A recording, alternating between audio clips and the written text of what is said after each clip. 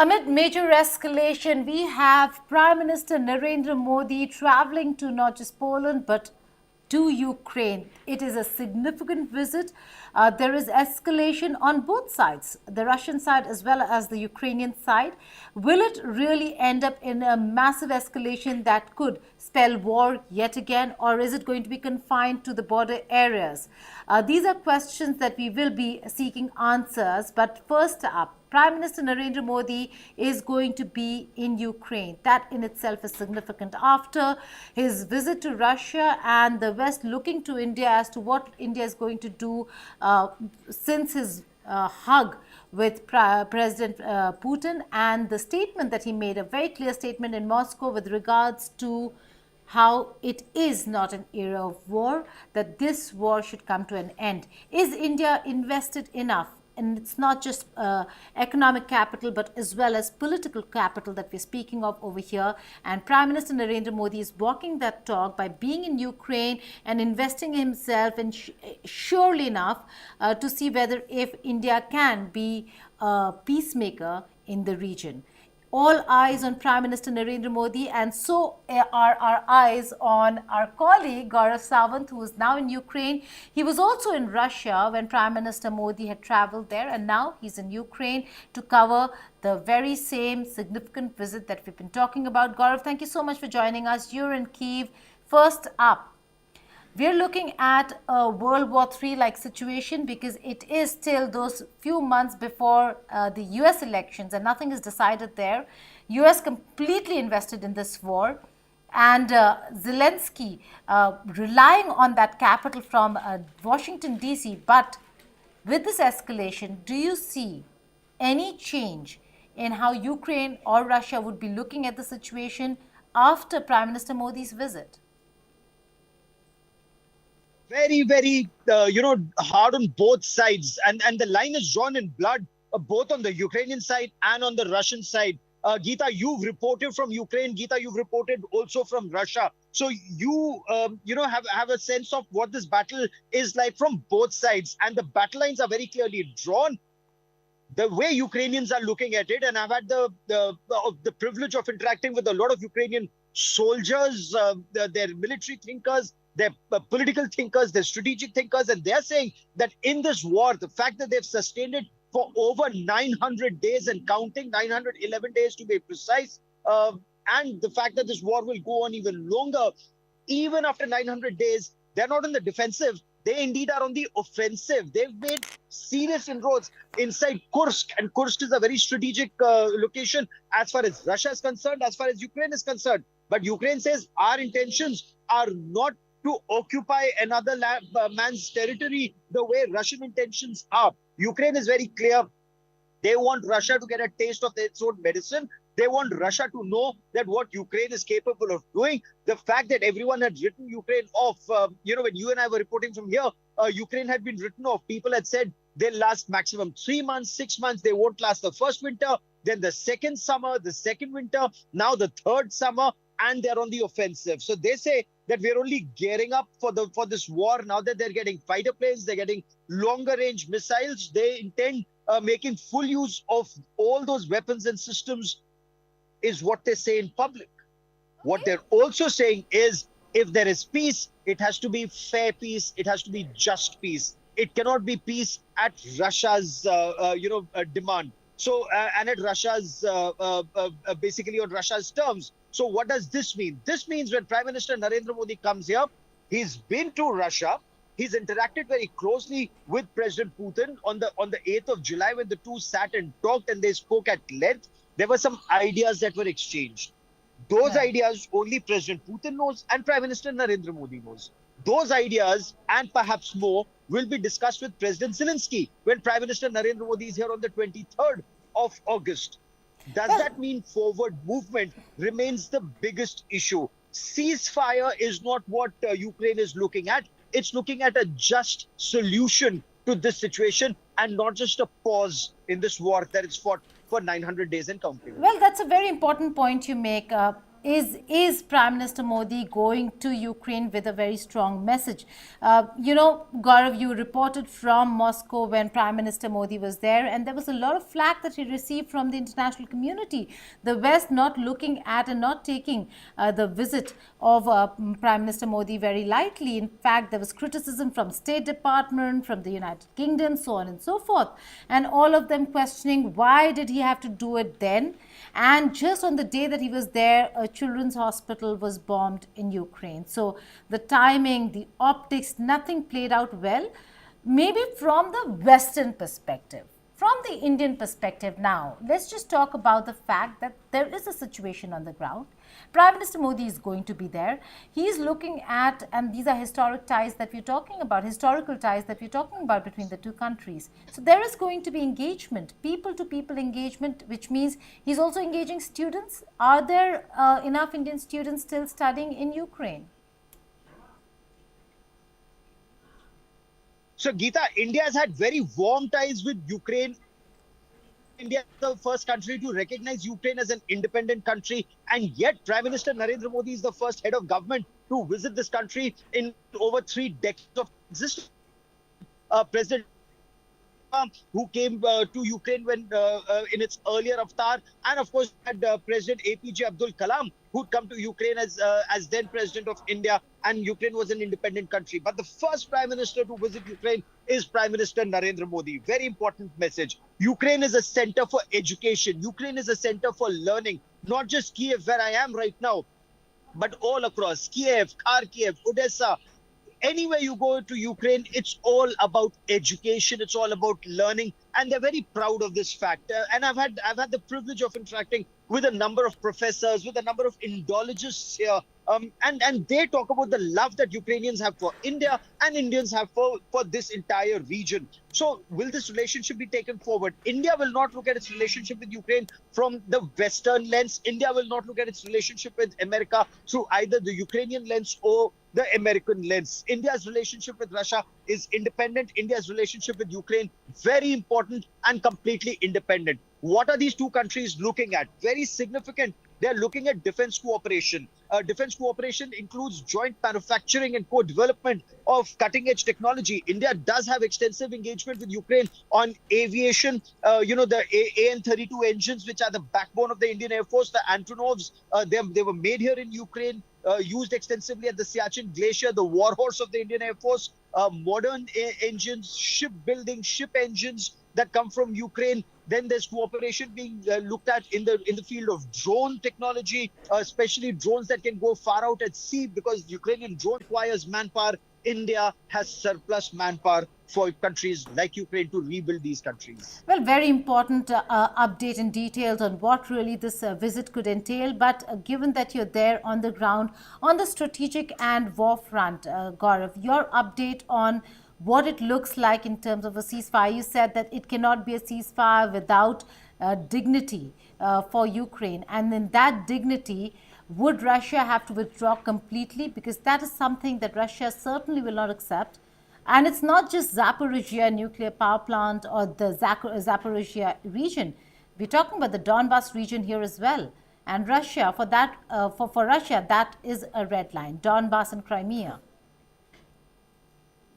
So there will have to be some give and take, and Ukrainians taking Kursk is a very important message. The fact that Russia hasn't been able to get that area evicted despite so many days of this conflict and counting does indicate that Ukrainians have made a big thrust. Whether they can sustain that thrust over a period of time remains the big question. But battle lines are very hardened on either side. What Prime Minister Narendra Modi's visit can achieve, he's not coming here, from what I've been told by sources, as someone, he doesn't have a magic wand that he comes, he waves a wand, and the fighting stops the very next day. But he brings with him, as Pavlo Klimkin, former foreign minister of Ukraine, just told me earlier, Prime Minister Narendra Modi comes with knowledge of a civilization that's 5,000 years old and older. So the fact is, it's India's collective knowledge, it's India's wisdom, it's India's love for rule-based order, and India's led by example. So everything that India stands for, Prime Minister Narendra Modi brings to the table here in Ukraine. How does he build that up on the world stage? Mr. Klimkin, the former foreign minister, told me that the prime minister has done a lot for India. Now it's time for him to do a lot more for Ukraine and the world to bring peace to this region. Because remember, peace here would impact, and the war here impacts not just Russia and Ukraine, it impacts global south. Food grain from here impacts countries like Africa. And it's not just food grain that we're talking about. We're talking about sunflower oil. We're talking about energy needs, all of that. And if there's war, food grains cannot go from the Odessa port, it impacts global south. It impacts prices all over the world. So these are issues that Prime Minister Narendra Modi brings to the table with the hope and perhaps strategy to bring peace in this. Have a Well, right. Uh, Again, Gaurav, thank you so much for all those details that you shared with us, for all the exclusive interviews and interactions that Gaurav has had through the course of a day and a half. Uh, Join us, log into India Today Global. We'll have all those details out here, the news coverage from Gaurav Sawant on the ground, as also analysis here from our New Delhi studio. Gaurav, thank you so much. You have to leave right now, but we will continue our exclusive coverage from all your news reports and dispatches from Ukraine right now. But there is more to this visit. It's not just Ukraine, it's also Poland. So we'll discuss that after saying goodbye to Gaurav. Thank you, Gaurav, for joining us.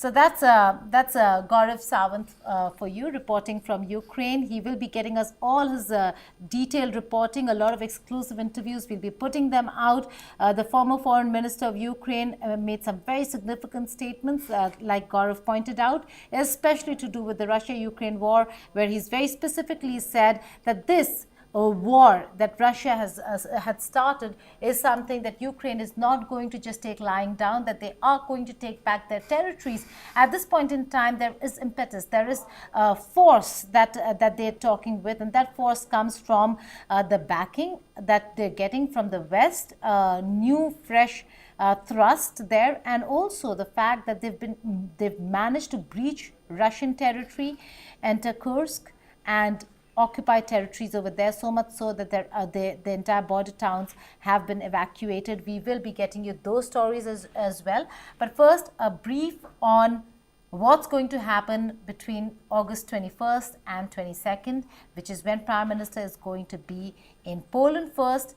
The first prime ministerial visit to Poland in 45 years. Prime Minister Narendra Modi is going to call on President Duda, and then he will hold bilateral talks with Prime Minister Tusk. The bilateral talks will also encompass all issues that are bilateral, but also will have to do with regional, and particularly with the Russia-Ukraine war. All eyes on Prime Minister Narendra Modi. India is very uniquely positioned when it comes to Russia and Ukraine, shares ties with both. So how is she really going to engage the two countries and ensure that she has a say? Is something we'll have to wait and see. A very senior diplomat once said that it's not just economic capital, it's also political capital that a country should be willing to put in. Does India or does New Delhi have that political as also economic capital? Is something we'll have to wait and see. But there is a lot that's happening on the Russia-Ukraine border, whether it is earlier just the Ukrainian part and now the Russian part as well. Is this entire situation now almost nearing World War III?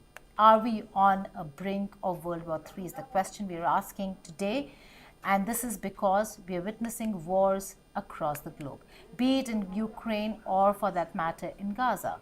Today, we look at and deep dive into the advances made by the Ukrainian forces as they attempt to gain the lost ground to Russian forces. In a fierce response to Ukraine's bold incursion into Kursk region, Russia has unleashed devastating airstrikes and drone attacks that have left Ukrainian forces reeling. As the battle intensifies, the Russian Su-34 bombers and deadly Lancer drones have targeted and destroyed Ukrainian military hardware and personal carriers. Moreover, Russia claims to have gained control over Ukrainian settlement and a railway station in the Donetsk region, which falls in the Donbas region actually. Russian Defense Ministry have also released a video where they show the aftermath of a firefight in the Kursk region in which number of Ukrainian military vehicles were destroyed by a unit of Russian Marines. Now, the Russian Defense Ministry also shows the kind of devastation that we've seen in the Kursk region. According to the ministry, Ukrainian Armed Forces 82nd Separate Airborne Assault Brigade lost 9 units of military equipment, including Stryker and Cossack armored personnel carriers, a Humvee armored car, a Canadian armored vehicle, Rochelle Senator, and a mine-resistant vehicle, Cougar. Well, the Russian forces are not the only one who are making gains in the battlefield. According to the General Staff of the Ukrainian Armed Forces, 78 battles have occurred in the frontline areas. Now, that's a lot when it comes to just one area in the entire region, which are mainly in the directions of Kharkov, Toretsk, Pokrovsk. The Ukrainian army have also repelled multiple attacks by the Russian army, with many battles still underway. According to Ukrainian President Volodymyr Zelensky, Ukrainian troops have seized more than 1,250 square kilometers of Russian territory. In light of the recent developments, more than 121,000 civilians have been safely evacuated from 9 border districts in the Kursk region. In just the last 24 hours, the number of people who have voluntarily left or were escorted in organized groups has exceeded 650. Moreover, according to the Russian Ministry of Emergencies, 174 temporary accommodation centers have been set up in 24 Russian regions, where over 10,000 evacuees found shelter, including 3,000 children. Now, those are details coming in from the war front when it comes to Russia and Ukraine. But there is more to it. There's an interesting story that we are now going to put out, which is about Russia and trenches. Keeping our focus continuously on the battlefield as Ukrainian soldiers armed with Western weapons continue to advance furthermore into the Kursk region, which did take Russia by surprise. Now, Moscow is putting up advertisements for personnel to dig trenches along its border regions. As per reports, at least 30 ads for trench builders in Kursk were put up on a Russian job portal. The ads call for the building of fortifications, which included trenches and anti-tank structures.